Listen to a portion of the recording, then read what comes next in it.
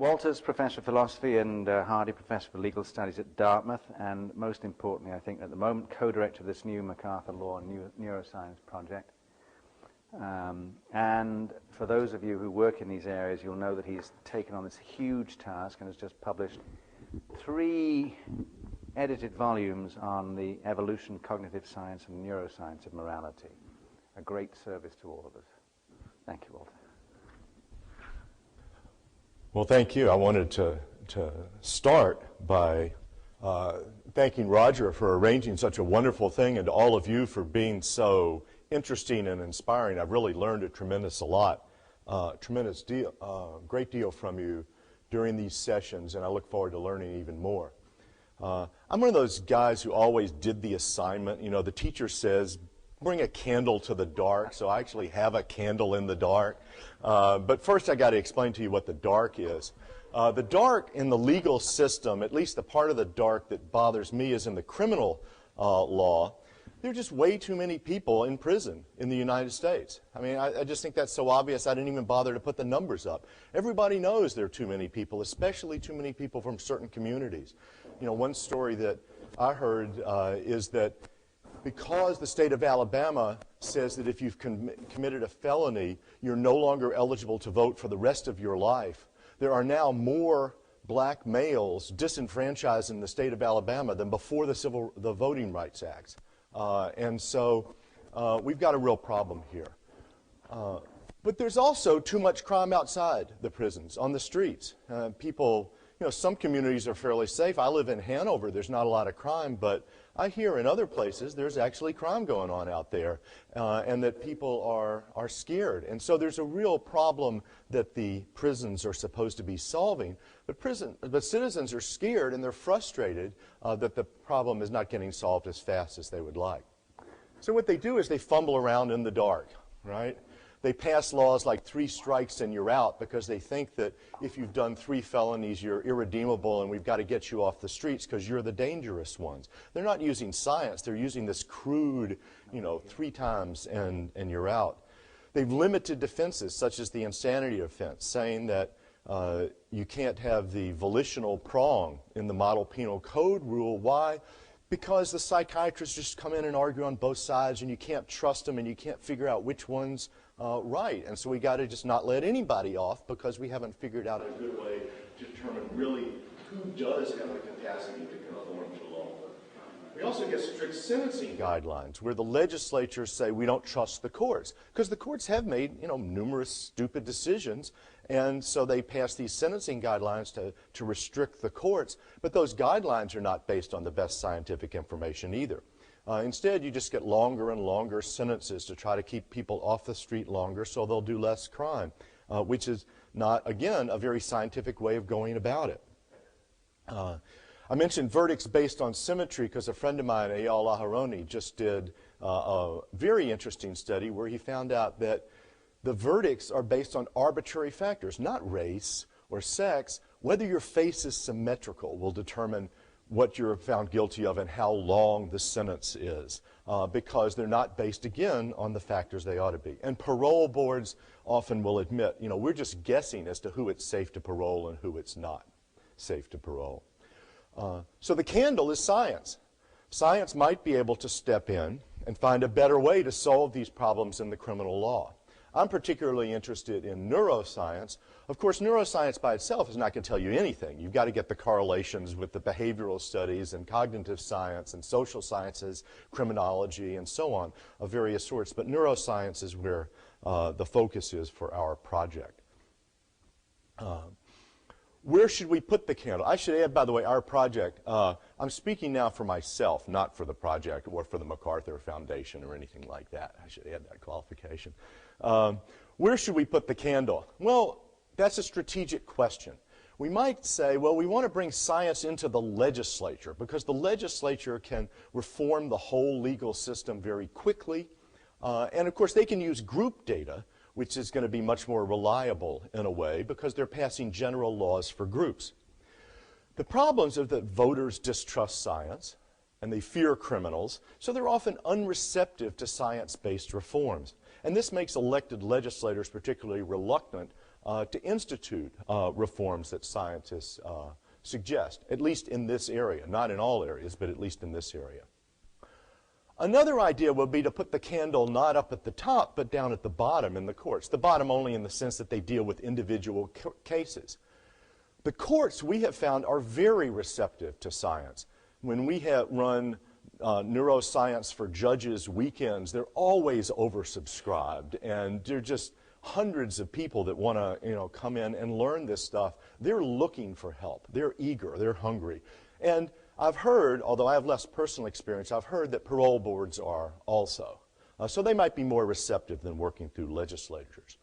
The problem, of course, is that it takes a long time to solve social problems if you're just doing it case by case, and it costs more money than the courts and parole boards have. The legislatures can come up with the money, but the courts and parole boards are often more limited. And also, another problem we'll see is that it requires individual applications of group data, and most of the science so far is group data.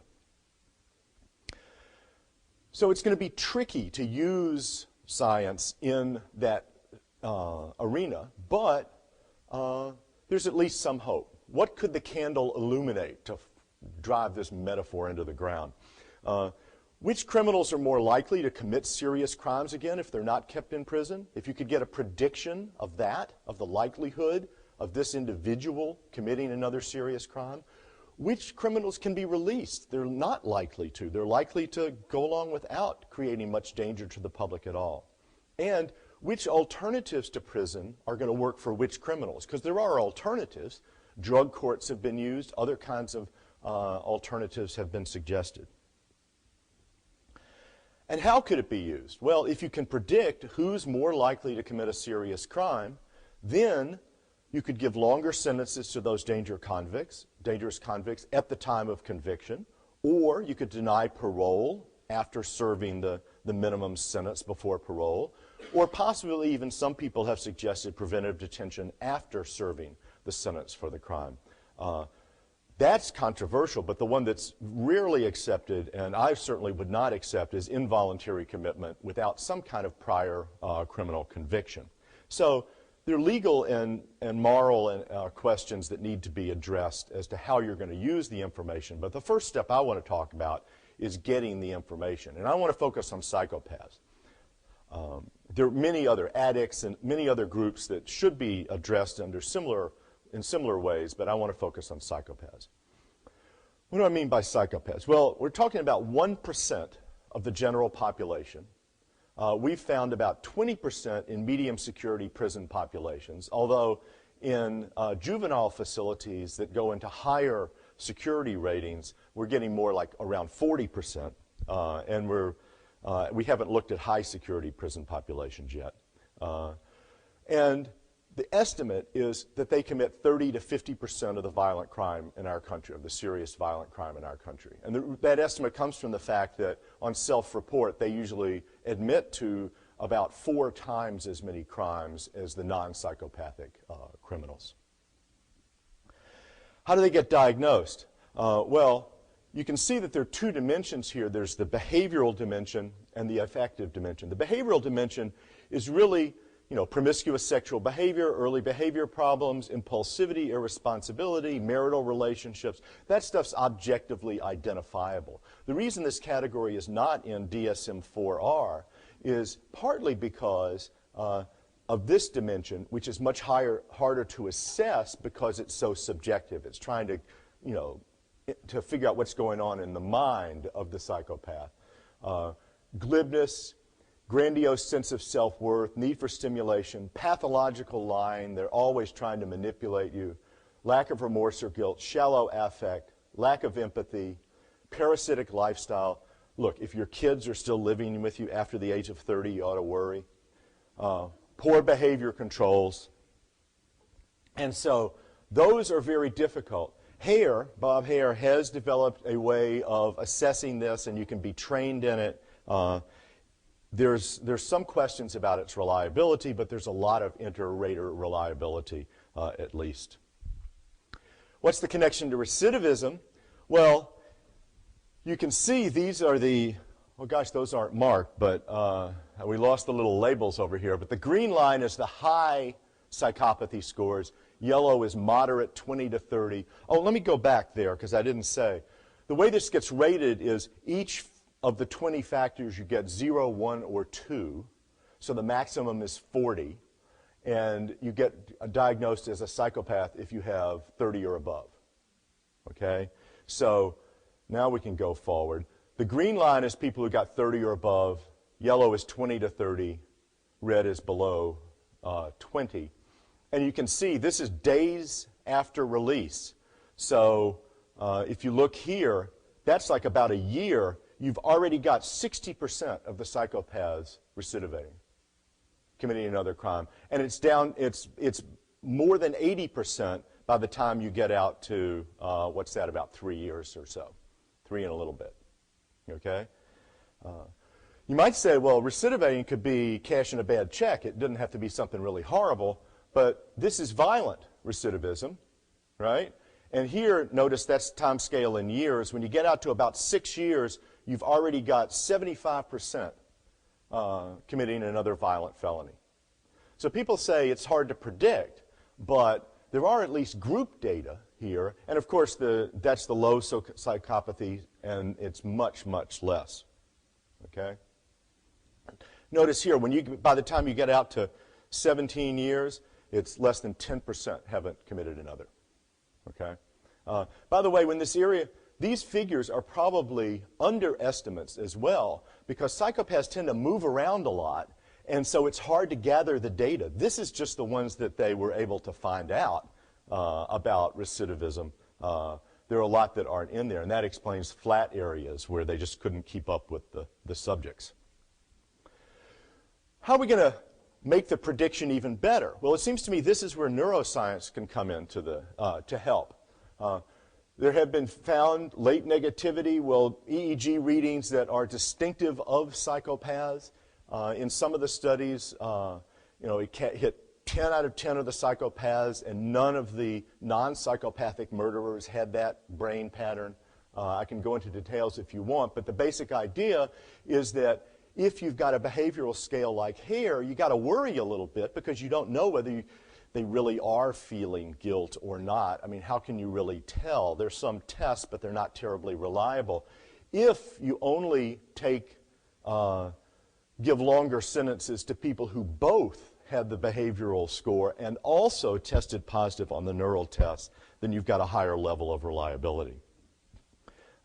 We're doing some further tests here. I'm just talking about work in progress from our Law and Neuroscience project, or work that's actually just planned and proposed. It's not even under progress yet. But the idea is that you could look at factors that you think might be relevant to recidivism, such as the extent to which they dehumanize other people. And we're using some of you might have seen this article by Fisk and Harris about how Princeton undergrads dehumanize addicts and homeless people in a certain way and show a lower activation in certain areas of the brain when they do so. So we're going to see whether psychopaths do that to all people, and it might be a subset of psychopaths. Same thing for failing to appreciate the moral wrongness of your actions. We've got a proposal for a moral convention, to see whether they really can draw the moral conventional distinction. I mean, of course, Blair did that a while ago, but I think there are problems with that study that we've tried to remedy. We're doing a study of how well they can rank crimes. Robinson and Kurzban at University of Pennsylvania had a set of 24 crimes of varying degrees of severity. As far as pairwise rankings go, he found 96% agreement in his normal subject pool. We're finding that psychopaths aren't able to do that. A subset are not able to do that. And so the point is, since these are all going to be subsets of psychopaths, again, it might be that being in that subset gives you an even higher predictive value for recidivism.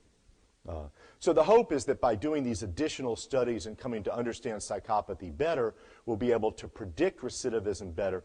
Maybe in the end also develop some kind of treatment, but that's a long way off, obviously. So at this point, we're looking at better predictions.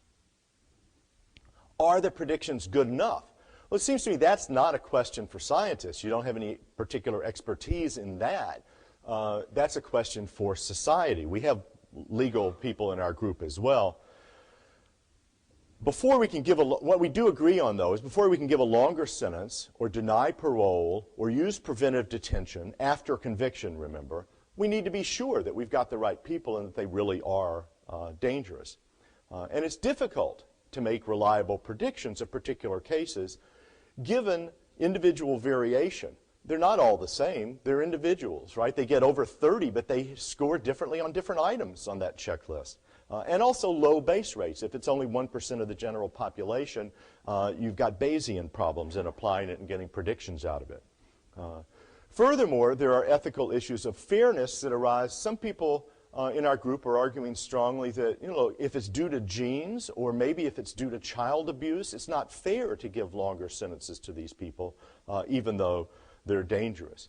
The people on the other side will respond, we're talking about a group of people that, one story just to give you a flavor of it, a person let out of prison goes out for 2 weeks, and in 2 weeks later, he's already back in jail. Well, why is that? Because within 2 weeks, he had committed several violent felonies, robbed a couple of banks, and so on and so on. And he came back, and the scientist, by the way, whose work I'm really reporting here is Kent Keel.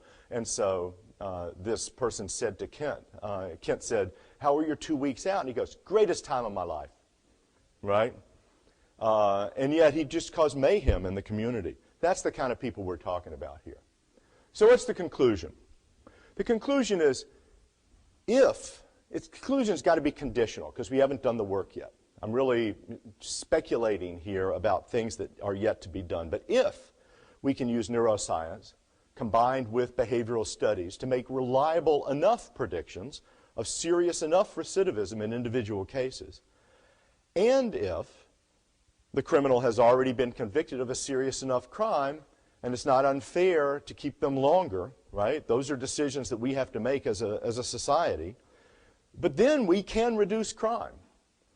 We can achieve that goal, at least, by imposing longer sentences, denying parole, adding preventive detention. We've got to figure out which method to use, but the methods will be available to us once science provides the prediction, the ability to predict in the individual cases. And then after that, if those people are the most dangerous ones, we will have a better understanding of others might be less dangerous. And then we can give lesser sentences to them. And then we might actually be able to lower the crime rate and also lower the number of people in prison at the same time. And now I take it all back. We're nowhere near being able to do any of this yet, right? And we might never succeed. It's a project that's that's in progress. As someone said yesterday, all we have so far is a vat of swirling wax. And whether we can make it into a candle, of course, remains to be seen. Thanks.